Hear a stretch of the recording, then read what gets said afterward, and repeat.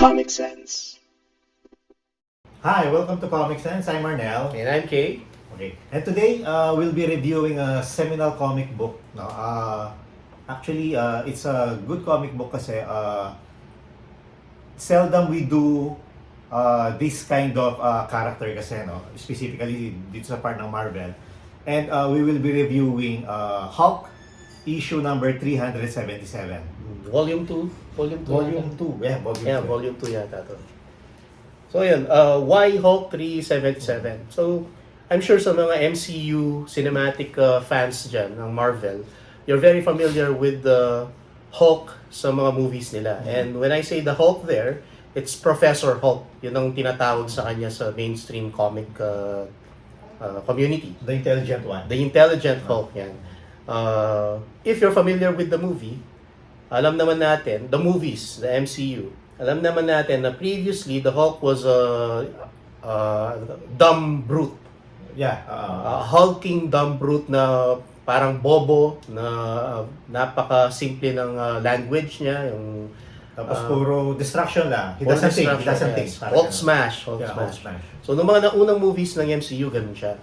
And then somewhere along Infinity War and Endgame, Avengers Endgame sa MCU, biglang naging matalino si Hulk. Nag-merge yung personalities nung Brute at saka yung personality ni Bruce Banner. So nagkaroon siya ng intelligence ni Hulk at saka yung katawan, intelligence ni Bruce Banner, tapos yung katawan ni Hulk. Nag-merge sila. So they never really explained sa MCU bakit nangyari yon. Though nagsabi si Bruce Banner, si Mark Ruffalo sa mismong Endgame kung ano yung ginawa niya, kung bakit siya naging ganon. But in the comics, it's a lot more complicated than that. Sa comics, it took a while bago nag-merge yung mga personalities ni Hulk, Bruce Banner. And this issue 377, is the issue where nag-merge yung lahat ng personalities niya. That's why we believe that this is a very, very important comic book that I think every MCU, particularly every Hulk fan should know and should read. Okay? Kung nabibitin kayo dun sa nangyari sa movie, basahin nyo to. It might give you an idea kung ano yung nangyari sa kanya. Or naguluhan kayo bigla, bakit in his Hulk form, si Mark Ruffalo, biglang nag-experiment ng something, scientist ang dating niya. So, yun. In between, siguro, in between Infinity War and Endgame is this one. Possibly, di ba? So ayun, no. Without delaying, let's delve into the comic further, no. So creative team. So the creative team, it is written by Peter David. And Peter David is a well-known writer for Hulk. He did this writing stint for over 100 issues, di ba? Over 100 issues. So, around siguro 10 years yun. Kung 10 years. So kapag 12 per month, 12 a year. So abot ng mga, let's say, mga almost 10 years, parang gano'n. Tsaka hindi lang yun, no? In between, he was doing the annuals, the Hulk annuals, the Hulk special. So, he was one of the most revered writers ng Hulk run noong 90s and 80s, I think late 80s. Yeah. And he also did for DC, he wrote Aquaman then. And for an indie imprint, nakasama niya si George Perez for Such and Violence. Such and Violence. So someday siguro ma-review natin yung mga indie comics na yan.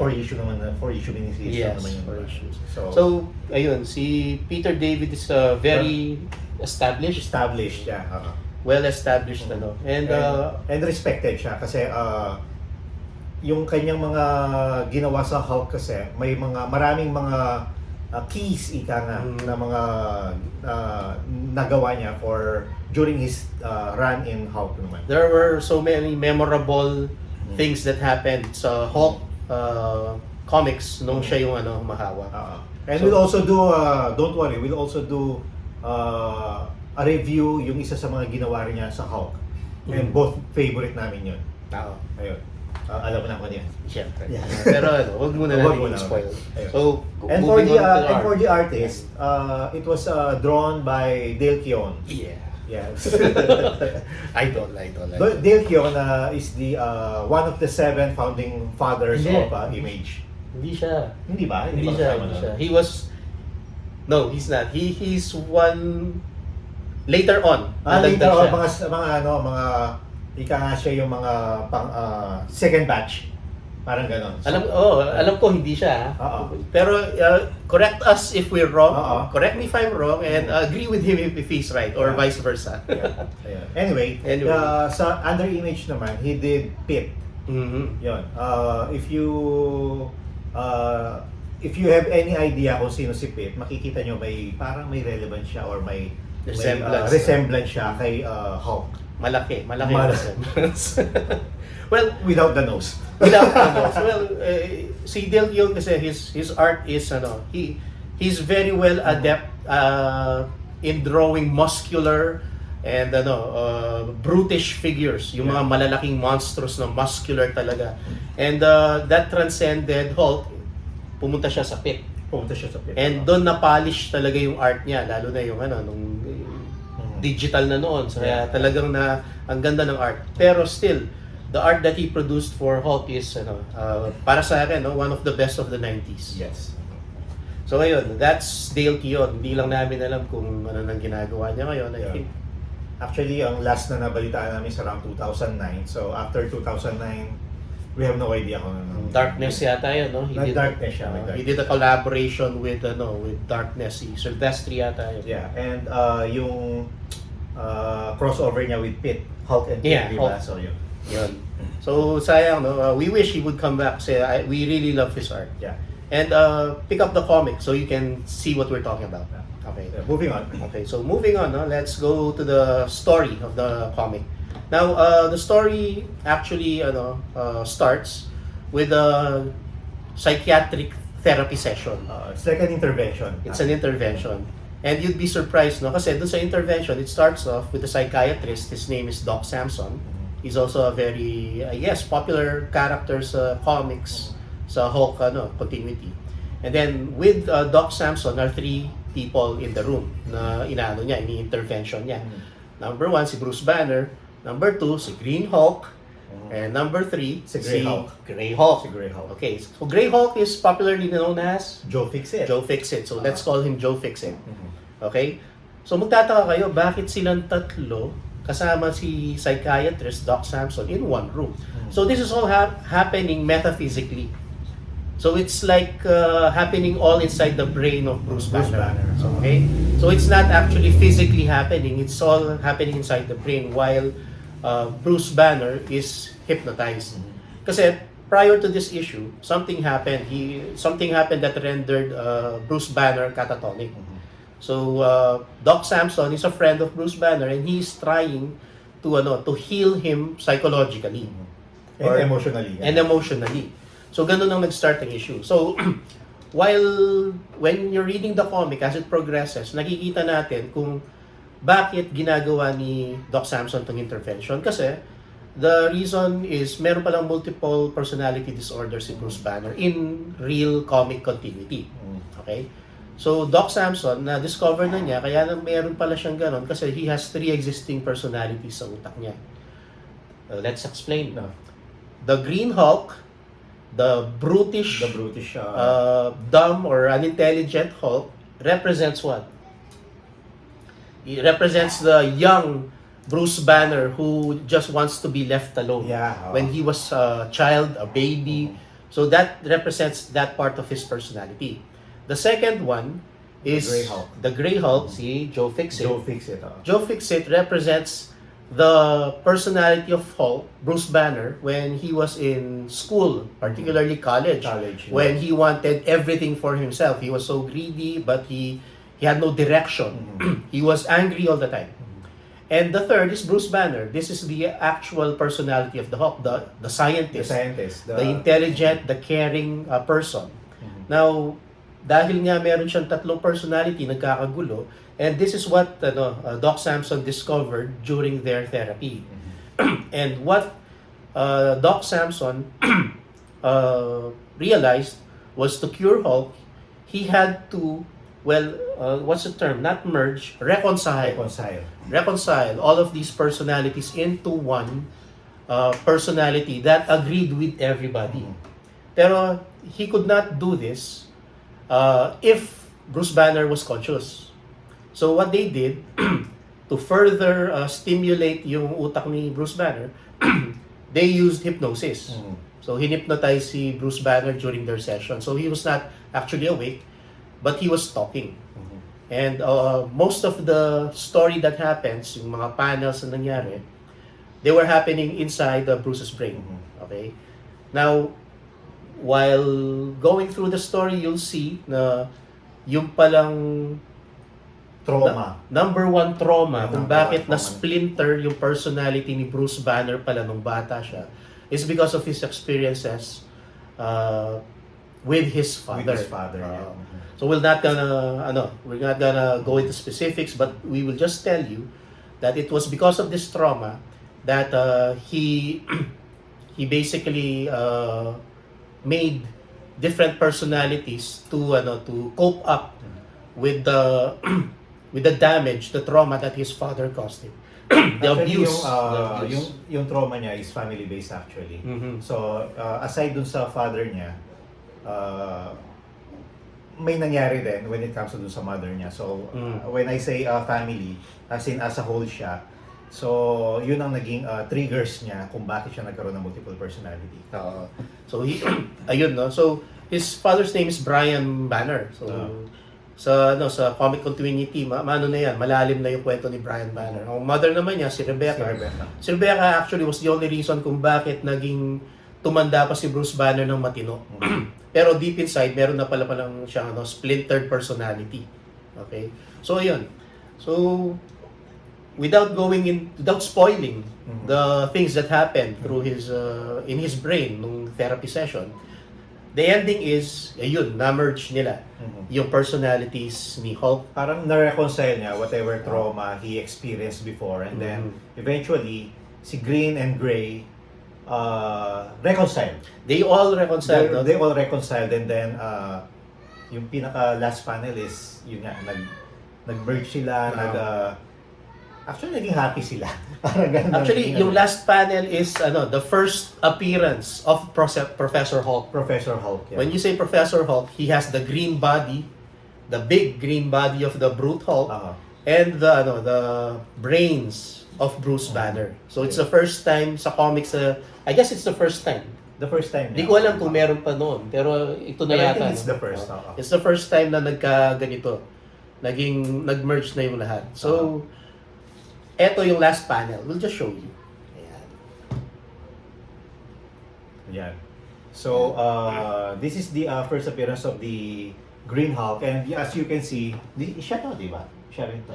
Siya rin yan. Ginawa sa cover na to. Si Professor Hulk. And while we're talking kanina, no, I'm just tinitingnan ko lang yung cover na yan, and amazed talaga ako. Mesmerized ako sa cover na yan. So, very do you know that this particular comic, yung mga magagandang condition na comics, naghahanap ako kasi yung condition ng sa akin, ayan, pangit na. Kasi talagang binabasa ko yan, paulit-ulit.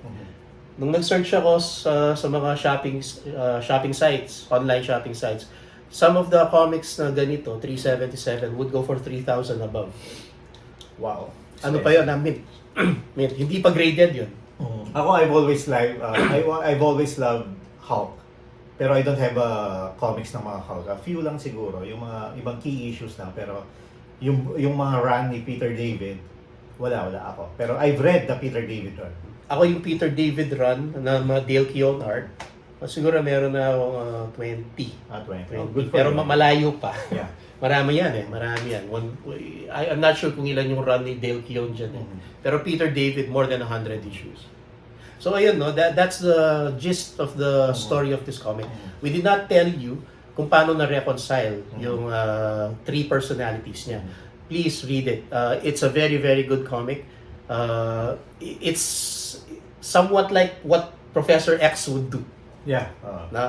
Read it and you'd know and appreciate it. And you'll appreciate it definitely. Malalaman niyo kung bakit nagkaganito si Bruce Banner. Malalaman niyo kung paano nag-merge yung personalities niya. Hindi kamukha dun sa MCU na nag-merge na lang. Biglang Walang gulat na, explanation. magugulat ka na lang, Professor Hulk na siya. Professor Hulk na siya. Pero read this comic, no? We're not sure kung gano'n nangyari sa MCU, but you really appreciate comic books when you read this issue kasi pinag-isipan talaga. It's one of the best, para sa akin, no? One of the best comics no 1990s. Yeah. When it comes to dun sa story, in all honesty, nagustuhan ko siya. And this is the few Hulk na one shot na ma-appreciate mo talaga. So, for this, I'm going to give it a 9 kasi good storytelling, may start and end. Though may mga ibang cliffhangers diyan, pero yung pinaka-gist, yung pinaka-center ng story is nakuha niya, niya. Okay. Na-complete nila. Okay. Actually, di man ganun kadami yung fight scenes dito eh. Halos wala man eh. Tanggalin mo yung fight scenes, maganda pa rin siya. Yun na nga eh. Oh. It's such a good story. Walang fight scene pero ganda. Yeah. So, Arnel, you'd give it 9. 9, yeah. Story-wise, ako, I'd like to give it a 10. Pero sige, 9. 9.5? Ganda ng kwento. I mean, there are times in your life pag nagbasa ka ng isang kwento na akala mo hanggang dito lang. Kasi noon, Hulk was always laging battling someone. Laging Hulk smash, or laging may kalaban siyang alien or malaking monster. Pero this is a very different Hulk. And doon ko lang na-realize nung 90s nung nabasa ko to na wow, ang galing ng ginawa nila. Peter David, he pinag-isipan niya ng mabuti to. Actually, this is the first time ako naka-encounter ng isang comics na nagkaroon ng intervention ni Kara. After this one, may mga ibang nabasa ako. Marami na. Specifically sa X Factor. Yung time ni Jamie Madrox. Yun. And I think X-Force, meron din isang X-Force. Actually, sa X-Men, si Professor X, lagi niyang ginagawa. Laging may intervention. Laging may parang metaphysical. Yeah, parang naging president siya for that type of stories. Pero to do this on a major character like the Hulk, ang galing. Hindi minadali. Definitely, yung pacing ng kwento, tamang-tama lang.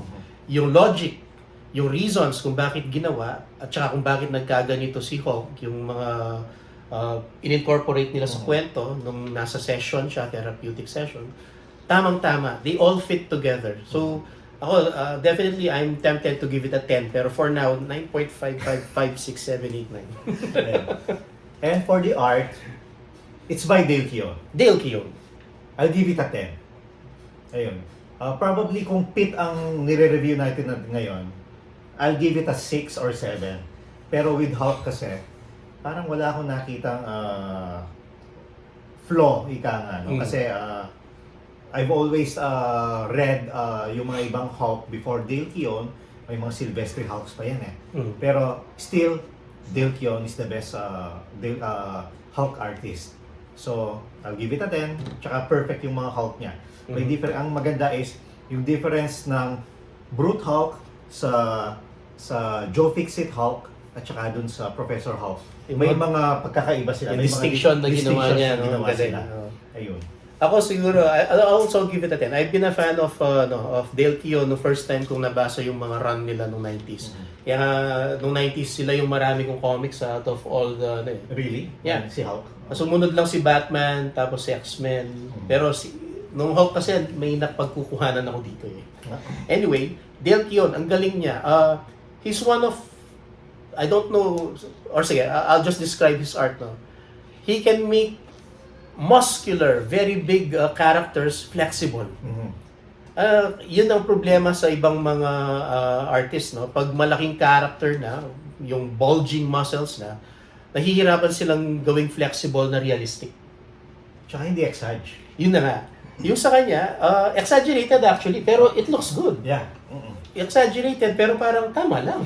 So, tapos hindi pa ganong marumi, symmetric yung art niya. Yung shading ng inker, magaling din. So, art-wise, yeah, I've been a fan of Dale Keown. Actually, I'm looking at it right now.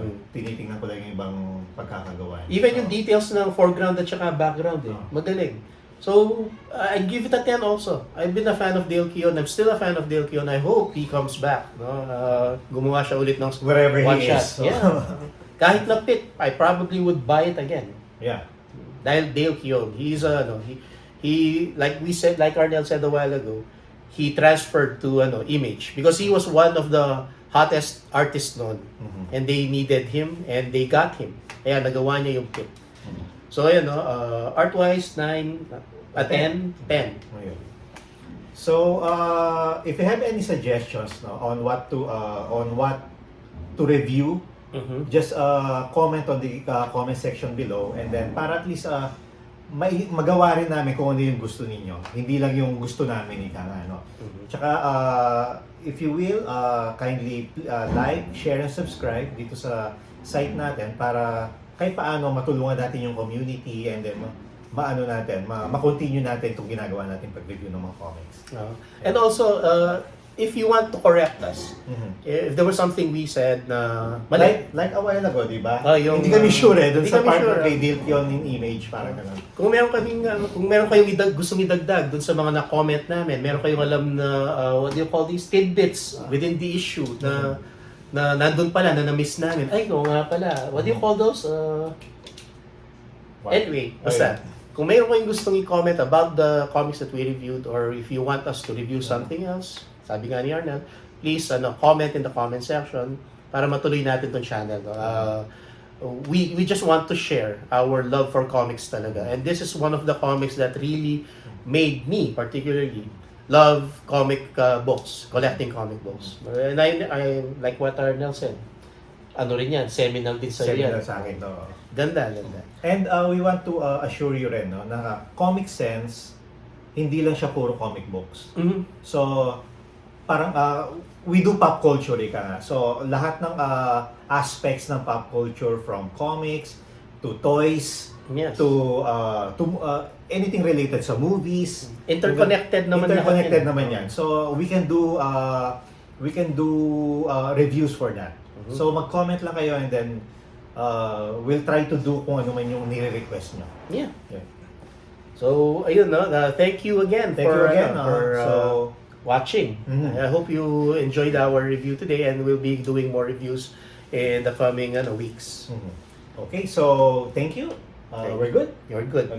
Okay, thank you very much. God bless. God bless everyone. Thank you. Comic Sense.